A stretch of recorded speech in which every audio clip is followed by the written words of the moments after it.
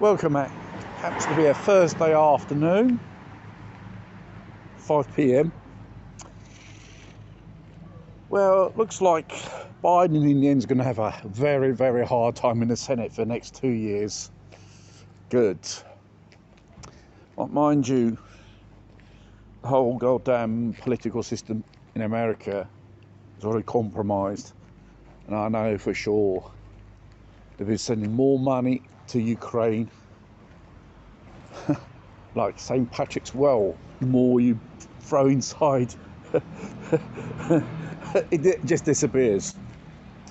Talking about how much this proxy war against Russia has cost so far the West in 8 months, we're talking about $84 billion in financial aid and military aid.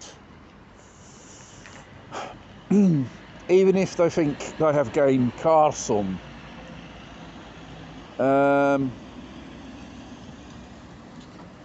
Ukraine as a nation is just about on its knees and it needs money just to keep it afloat. How long it will go to bankruptcy? And the thing is, inflation and recession on Europe and the West, just only for Europe alone, we're talking about 2 to 3 trillion euros as damages due to recession and inflation. And the fact of the boomerang sanctions which come back and damages every European country's economy and social as well. Because in the end, it will be a very agonising period for Europe. Probably this winter, yes, you probably get by, but next winter is another story. And support for Zelensky's proxy war in Europe is just going down, down, down, down. Because I think, as I mentioned a few videos ago, there's going to be a lot of people pissed off in Europe when they won't be able to heat their homes or afford to buy food anymore. So Europe is facing hard times the next few months in a year, which probably leads to an uprise and people riding in the streets, because when they lost everything, what they got to lose? COP27 talking about the environment and the climate, and they came out with this crazy idea of compensating third world countries by Western countries with money. That does not resolve anything. We end up in the pockets of these globalists as usual. It's another big scam like they're doing with Ukraine as well. I think what's best for African countries and third world countries, the West stop making war, killing people, stealing their resources, and sending humanitarian aid, which doesn't rather just disappears,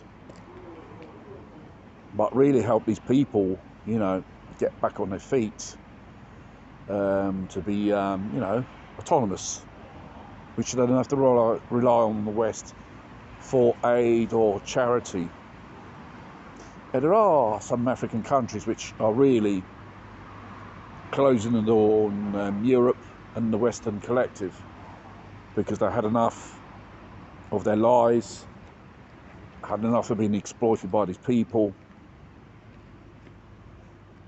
We're gonna go by ourselves this time. And it seems like they do not like it, the Western collective, because they won't get the resources and these minerals, at such a cheap price. They're going to have to pay a little bit more. If they would have invested in these countries, instead of propping up these puppet corrupt governments in these countries, I think the population wouldn't have to flee their nation and heads towards Western countries as refugees. Because if they'd really seriously help them at home to create their own economy and dealing with their problems by themselves, I think it would be better for them and better for us. And I think basically humanity will benefit from this. More stability, probably lesser wars, less suffering, less diseases, God knows what, less poverty. But this globalists, they're only interested in making money, exploiting poor countries until things don't change. I think with the BRICS and the Fair World Order and the Global World Order, probably the axis of geopolitics in the world might change. Who knows if the West turns into a third world continent and Africa and these emerging economies will be the new fair society and economies of the future.